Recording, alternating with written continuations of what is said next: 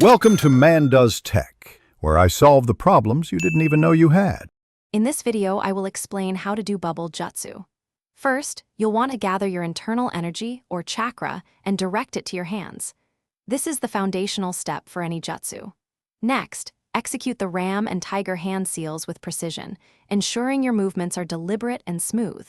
As you do this, visualize a tiny, transparent sphere of energy materializing right between your palms. Remember, a calm and consistent breathing pattern is crucial for maintaining focus and enhancing your chakra control throughout this initial process. Practice these steps until they feel natural. Now that you have the basics down, let's expand that energy. Keep channeling your chakra, allowing the small sphere to gradually increase in size until it reaches approximately 3 inches in diameter. It's vital to maintain those hand seals without breaking your concentration, ensuring a steady and uninterrupted flow of energy.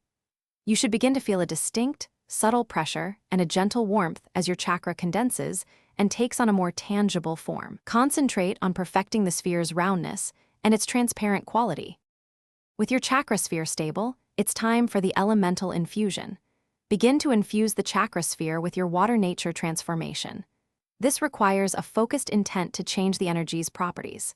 Execute the boar and ox hand signs, which will help guide and solidify this elemental shift. As you do this, vividly imagine the sphere filling with pure, shimmering water, becoming a true bubble. You should perceive a change in the sphere's texture, feeling it become more fluid and less dense, ready for its final form. Finally, it's time to release your creation. With a controlled and deliberate motion, gently push the now water-filled chakra bubble forward from your palms. As you project the bubble, simultaneously release the final hand seal, the bird seal, to complete the jutsu. Watch as your bubble takes flight, shimmering briefly before it dissipates. Remember, consistent practice is key to mastering the bubble's size, its speed, and how long it lasts.